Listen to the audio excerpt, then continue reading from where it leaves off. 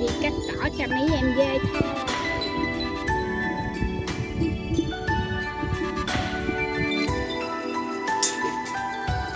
Hello một đít. Hello một đít. Hello một đít.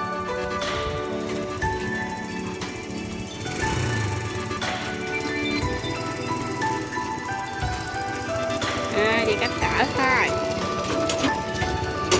Ở nhà nha mấy đứa.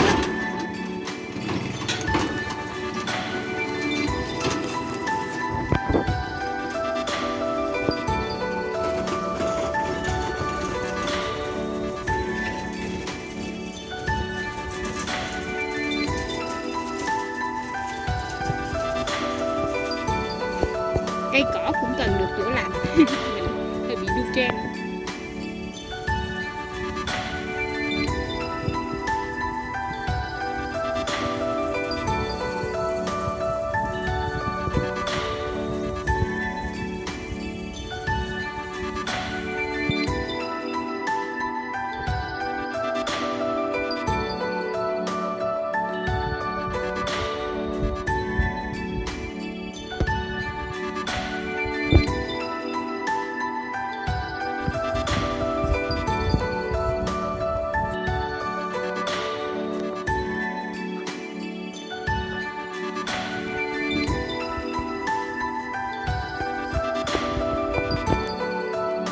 Cỏ bò ở nhà mình trồng cho mấy đệ dê. Mấy đệ dê cũng ăn cỏ bò bình thường, nói chung là nó thích cỏ.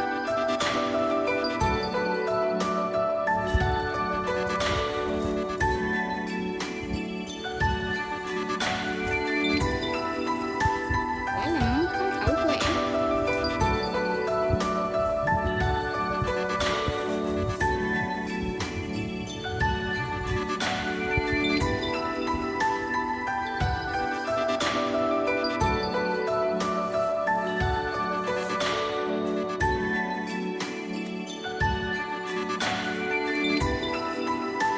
Mình trồng dài lên suốt bên phía trên, nhưng mà hiện tại mấy em cỏ này che rồi nên không thấy, rồi mình cắt từ từ theo luồng.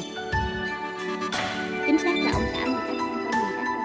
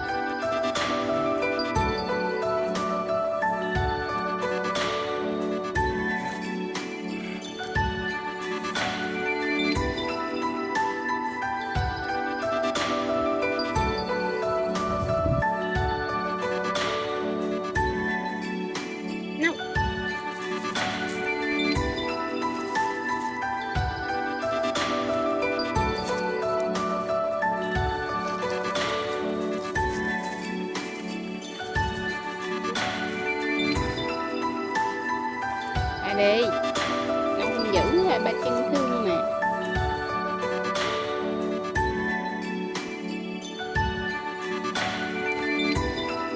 Kiếm gì á Sụ? Con kiếm gì á?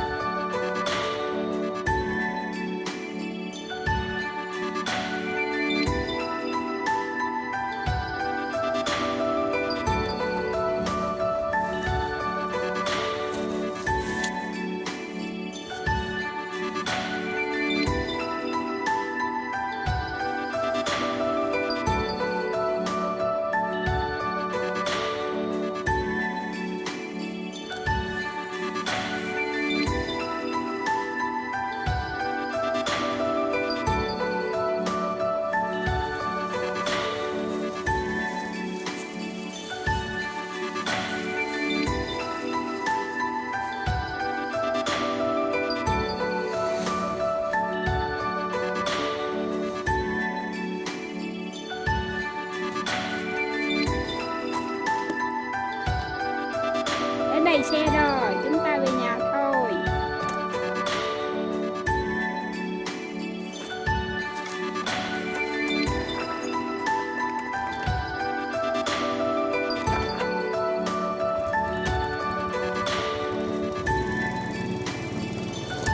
Nâu dẫn đường ha.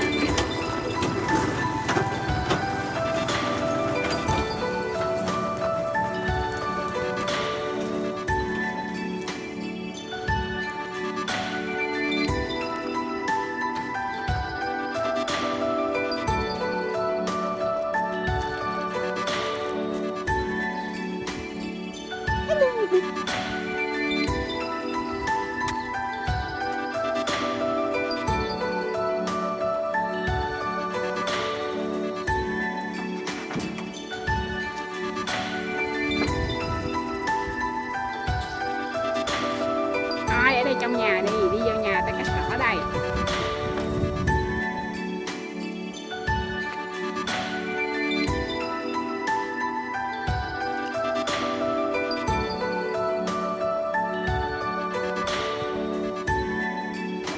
Ôi.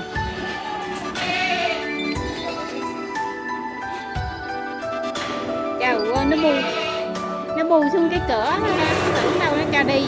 Để tí đi, bắn cỏ xong rồi cho tụi bay đi.